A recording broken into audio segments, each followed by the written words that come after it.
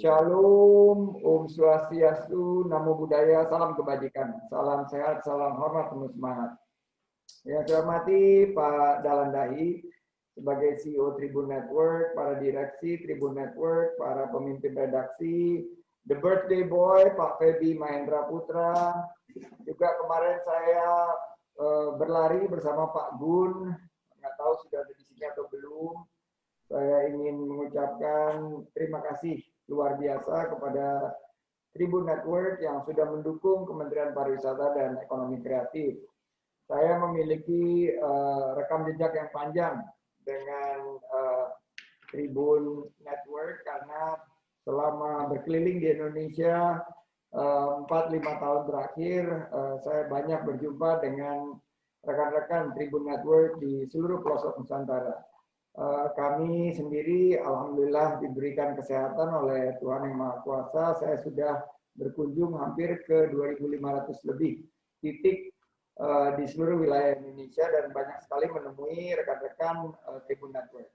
Di setiap titik-titik yang saya kunjungi itu semua memiliki keindahan pariwisata dan juga kekuatan ekonomi kreatif.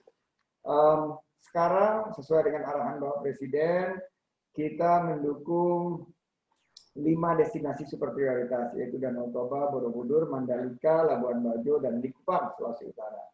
Namun tentunya tidak mengecilkan peran dari destinasi lainnya, termasuk desa wisata yang menjadi program unggulan kami. Di tengah pandemi dan terpuruknya ekonomi, sektor pariwisata lah yang paling terdampak. 34 juta lebih masyarakat Indonesia yang menggantungkan kehidupannya di sektor pariwisata dan ekonomi kreatif. Kami mengusung tema bahwa membangkitkan pariwisata dan ekonomi kreatif adalah memulihkan ekonomi kita tentunya dalam bingkai protokol kesehatan 3M yang ketat dan disiplin. Kami mengusung juga tema CHSE, Clean, Healthy, Safety, dan Environmental Sustainability sebagai bagian daripada adaptasi. Inovasi kita lebih ke arah produk-produk wisata yang memiliki nature and culture basis atau basis nature dan culture, lebih personalized, lebih localized, lebih customized, dan juga lebih smaller in size. Saya menyampaikan bahwa rencananya kami akan terus mendorong bagaimana destinasi-destinasi di Nusantara ini bisa bertahan di tengah-tengah begitu banyak tekanan. Saya mohon dukungan dari teman-teman di Tribun Network. Kebetulan salah satu program unggulan kita adalah sports tourism. Nah inilah mudah-mudahan bisa dibantu oleh rekan-rekan Tribun Network untuk menampilkan event-event sports tourism, event-event eco-tourism, event-event MICE, dan event-event yang berkaitan dengan pariwisata dan produk-produk ekonomi kreatif unggulan kita. Demikian, saya tidak ingin berlama-lama. Saya sangat bahagia hari ini kita bisa melakukan silaturahim. Semoga silaturahim kita hari ini melalui virtual membawa berkah. Amin, amin ya rabbal alamin. Saya didampingi Kepala Biro Komunikasi kita yang sangat fenomenal, yaitu Ibu Agustini Rahayu. Panggilannya adalah Mbak Ayu. Saya terima kasih. Saya kembalikan kepada The Birthday Boy, Bapak Feby Mahendra Putra sebagai News Director Tribun Network. Assalamualaikum warahmatullahi wabarakatuh. Terima kasih Pak Menteri sudah memberikan pengantar. Pak Menteri, ini sekaligus sebenarnya adalah wawancara eksklusif sekaligus wawancara eksklusif dengan Pak Menteri. Nah, sebelum kawan-kawan mengajukan pertanyaan, saya akan mengajukan pertanyaan lebih dulu. Pak Menteri, ketika Presiden Jokowi pertama kali melakukan rapat kabinet pada tahun 2019 Oktober yang lalu, pesan pertama yang beliau sampaikan adalah jangan korupsi. Nah, itu pesan pertama beliau dalam rapat kabinet, tentu saja waktu itu Bang Sandi belum masuk ke kabinet. Nah, tetapi dalam perjalanan ada 2 menteri yang terseret kasus korupsi. Nah, sebagai menteri dari hasil reshuffle pertama, barangkali Bang Sandi bisa menjelaskan dan mengungkapkan kepada kita semua, Bang, apa yang Abang akan lakukan untuk mencegah terjadinya korupsi, termasuk pesan Pak Presiden di kementerian yang sekarang Bapak pimpin. Bagaimanapun kementerian ini sangatlah kementerian yang strategis di Republik ini saat ini. Barangkali Bang Sandi bisa memberikan arahan atau penjelasan kepada kami soal itu, Bang.